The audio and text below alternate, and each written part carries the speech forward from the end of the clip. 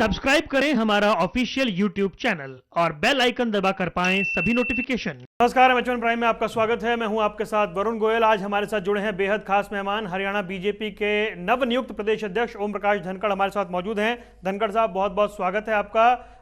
Sir, सबसे पहले आपको बहुत बहुत बधाई इस नई जिम्मेदारी के लिए। और शुरुआत इसी के साथ करना चाहूंगा, कई जिम्मेदारियां आपको मिली हैं लेकिन बड़ा महत्वपूर्ण उत्तरदायित्व आपके पास आया है। जी जी जी, बिल्कुल। ये जो दायित्व है महत्वपूर्ण है, क्योंकि पहले जो दायित्व रहे वो थोड़े अलग प्रकृति के थे। ये दायित्व अलग प्रकृति का है वरुण जी। किसी ने मुझे पूछा था कि प्रभारी और अध्यक्ष में क्या फर्क है, तो मैंने कहा प्रभारी का मतलब होता है सारी गाड़ियां लाइन में सीधी सीधी चले, इसकी चिंता करना, और अध्यक्ष का मतलब होता है धुंध में आगे आगे गाड़ी चलाना। तो इसके दायित्व की प्रकृति अलग है। ये आपको पहले चलना पड़ता है या पहल करनी पड़ती है इस दायित्व में, इसलिए महत्वपूर्ण हो जाता है। और पहले जो किसान मोर्चा अध्यक्ष भी थे तो एक सेक्शन का काम देखते थे, अभी समाज के सभी वर्गों को साथ लेकर चलने का काम है, तो इसका व्याप पड़ा है। जी, लेकिन संगठन का नेतृत्व करना आपको उस वक्त कैसा महसूस हुआ या कैसा ख्याल आया जब आपके पास ये जानकारी पहुंची? देखिए, सच में तो मैंने इस बात को साझा भी किया है कि मैं सो रहा था और कई बार फोन की घंटी बजी तो मुझे लगा कि उठना पड़ेगा, बार बार कोई फोन कर रहा है। जब मैंने उठकर फोन देखा तो आदरणीय जगत प्रकाश नड्डा जी मेरे पुराने मित्र हैं, उनकी कॉल्स आई हुई थी, दिल्ली के लैंडलाइन नंबर से कॉलें आई हुई थी। तो मैंने फिर कॉल बैक किया और मैंने कहा कि मित्र क्षमा करें, मैं सो रहा था। तो उन्होंने कहा उठ जाओ और अब दायित्व संभालो। ये ऐसा हो गया जैसे विवेकानंद ने कहा था, उत्तिष्ठ जागृत और प्राप्य वरानी बोधित। लेकिन धनखड़ साहब, क्या आपको लग रहा है उसके साथ ही जिम्मेदारी के साथ चुनौतियां बढ़ गई हैं? क्योंकि जब नेतृत्व करना है तो बहुत सारी चीजें हैं, सबको साधना है, तो आने वाली चुनौतियों के लिए तैयार हैं? देखिए, चुनौती के बिना तो, चैलेंजेस के बिना तो वीडियो गेम भी नहीं खेल सकते आप 2 मिनट में। और जीवन चुनौतियों के बिना कैसे हो सकता है, कोई दायित्व चुनौतियों के बिना कैसे हो सकता है? तो मजा तो चुनौतियों का है, चैलेंजेस के साथ ही आगे बढ़ना है। और जो भी इस दायित्व के चैलेंजेस है उनके साथ ही आगे बढ़ेंगे और चैलेंजेस को आनंद के साथ खेलते हुए आगे बढ़ना चाहिए।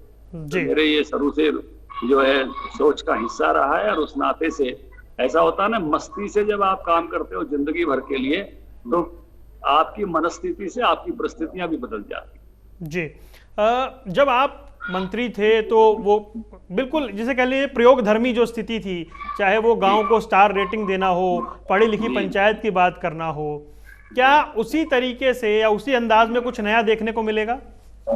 निश्चित रूप से जो मेरी जितनी भी समझ है, स्वाध्याय अध्ययन है, वरुण जी, मैं बीजेपी के ट्रेनिंग सेल का भी हिस्सा रहा हूँ और 1 डिकेड तक रहा हूँ। गोविंदाचार्य जी, विनय शेषर बुद्धे जी, हमारे कैलाश जी जो बिहार से आते थे, बहुत ही सीनियर नेता, प्रोफेसर बाल आपटे जी, इनके साथ काम करने का मुझे मौका मिला ट्रेनिंग सेल में। इसमें नेताओं को कैसे कैसे काम करना चाहिए इसका स्वाध्याय, इसका ट्रेनिंग हम कराते थे। तो जब ट्रेनिंग कराते कराते वो ट्रेनिंग मैंने भी ली हुई, इसलिए बहुआयामी काम, समाज के साथ लेते हुए काम, सभी वर्गों में काम को पहुंचाना, सभी क्षेत्रों में पहुंचाना, सब जगह जन समर्थन खड़ा करना, और इसके लिए हमेशा प्रयोग धर्मी रहना, क्योंकि प्रयोगों से ही चीजें आगे बढ़ती हैं। हमारे माननीय प्रधानमंत्री नरेंद्र मोदी जी से हमने यही सीखा है कि वो लगातार जो है प्रयोगों को आगे बढ़ाते रहे हैं।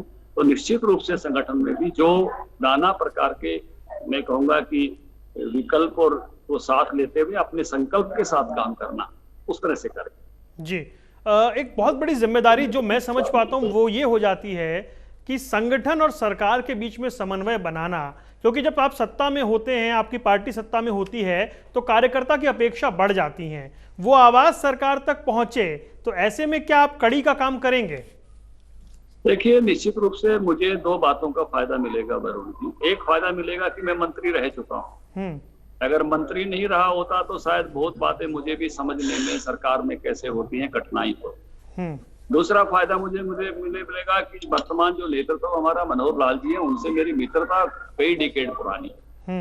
हम एक दूसरे के स्वभाव को जानते हैं, हम एक दूसरे की कार्यशैली को जानते हैं, एक दूसरे के पूरक बनकर, जब मैं यहाँ महामंत्री था तो वो संगठन मंत्री थे, जब मैं हिमाचल देख रहा था तो वो हिमाचल, पंजाब और जम्मू कश्मीर के जो है वो संगठन मंत्री थे, जब मैं दिल्ली में किसान मोर्चा देख रहा था तो वो वहाँ अंत्योदय देख रहे थे। तो ये लगातार हमारा साथ काम करने का बहुत लंबा अरसा रहा है।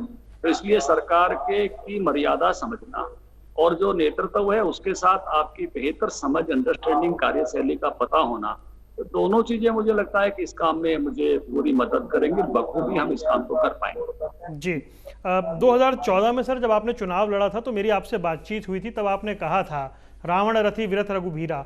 अब तो वो स्थिति नहीं है ना, अब तो परिस्थितियां बदल गई हैं शायद। नहीं, मैं तो अभी भी विरत ही हूँ। मैं अभी, आपका ये कैमरामैन बताएगा कि मैं धूप में बैठ के जो है आपको इंटरव्यू दे रहा हूँ। एक छोटे मकान में या रह रहा हूँ पंचकुला में, जो मेरी श्रीमती सरकारी नौकरी में उसके नाम से अलॉटेड है, इसको यही बाहर जगह मिली एक पेड़ के नीचे।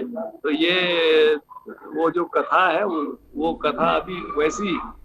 जी लेकिन गठबंधन की सरकार है, पिछली बार की सरकार और इस बार में फर्क है। गठबंधन की सरकार में क्या संगठन को चलाने में ये दोनों चीजें बिल्कुल अलग समझा जाए इन्हें? देखिए, हमको गठबंधन का भी तजर्बा है, संयोग कहो सुयोग कहो, कि जब मैं यहाँ जनरल सेक्रेटरी बना तो बंसीलाल जी के साथ हमारी सरकार, जब मैं ऑल इंडिया सेक्रेटरी बना तो चौटाला साहब के साथ सरकार थी, और केंद्र में वाजपेयी जी के नेतृत्व में कितने सारे दलों के साथ मिलकर चल रहे थे। तो गठबंधन की भी तजर्बा होना ये अपने आप में एक खूबी है, क्योंकि जो स्किल आपको तभी आती है जब आप उसमें से निकल जाते हो। उसके टूल क्या हो सकते हैं आप तभी जान सकते हो जब उसमें से निकल जाते हो।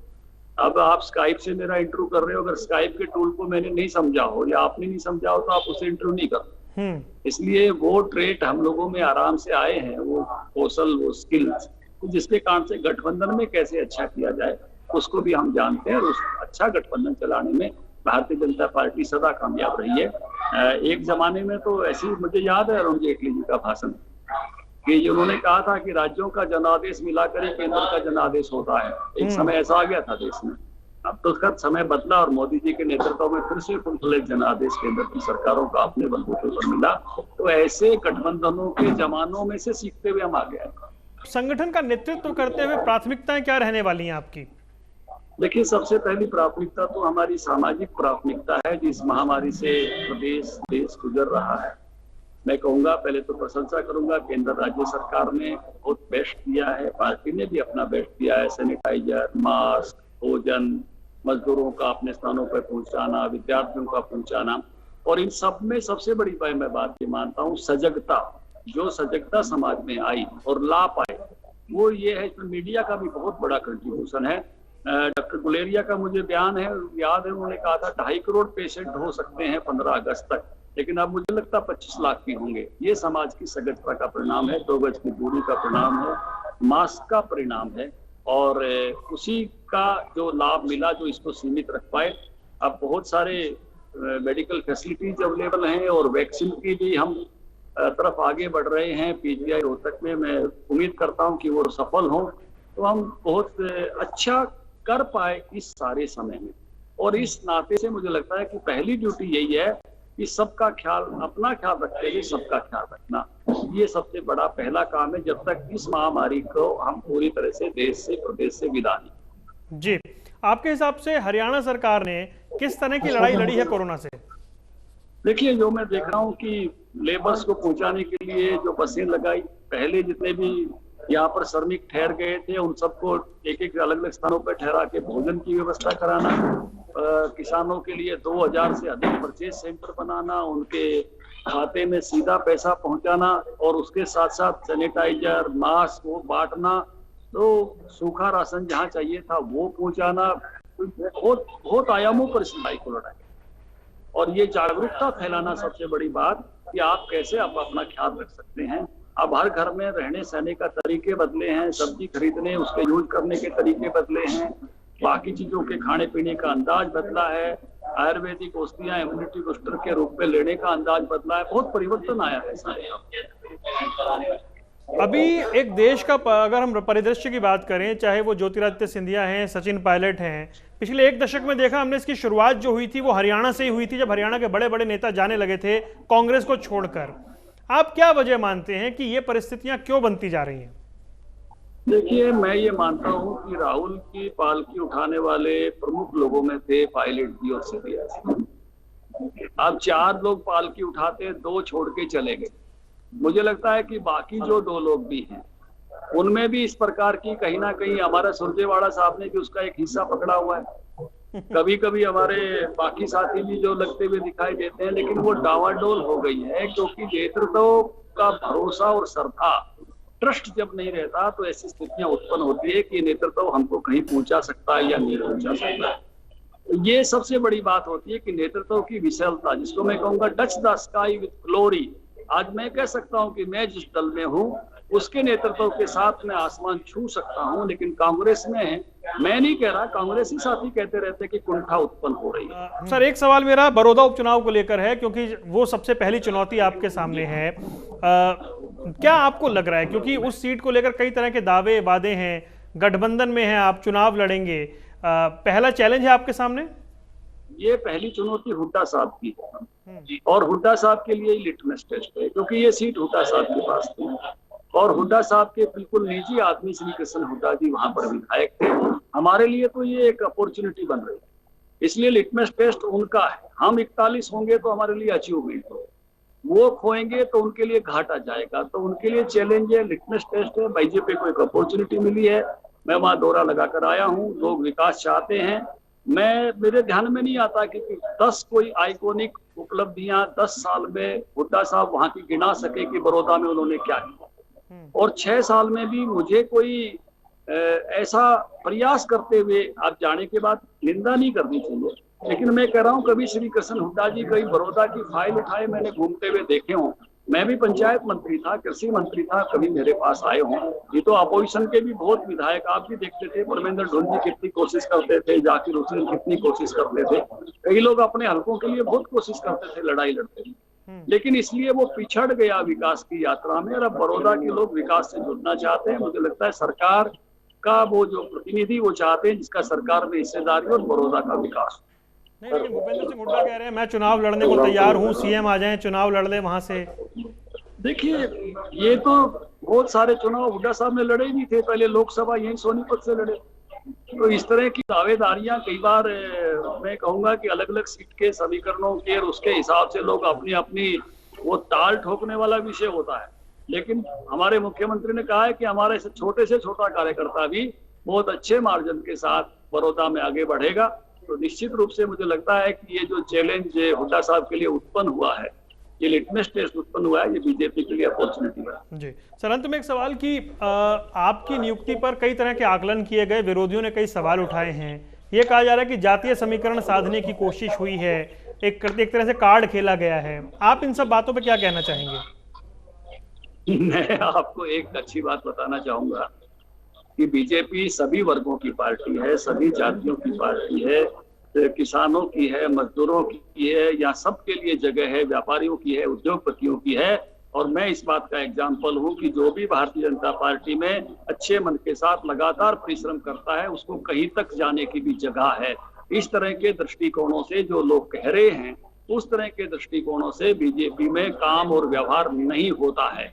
यहाँ सबके लिए स्थान है, और इसलिए मैं आपके माध्यम से आह्वान भी करना चाहता हूँ कि सभी वर्ग आए, बीजेपी में काम करें। कहीं तक भी पहुंचने का स्थान केवल बीजेपी में है। प्रधानमंत्री पद तक पहुंचने का रास्ता, राष्ट्रीय अध्यक्ष तक पहुंचने का रास्ता, बाकी दलों में तो एक छत आ जाती है लोहे की, उसके ऊपर परिवार के लोग बैठते हैं।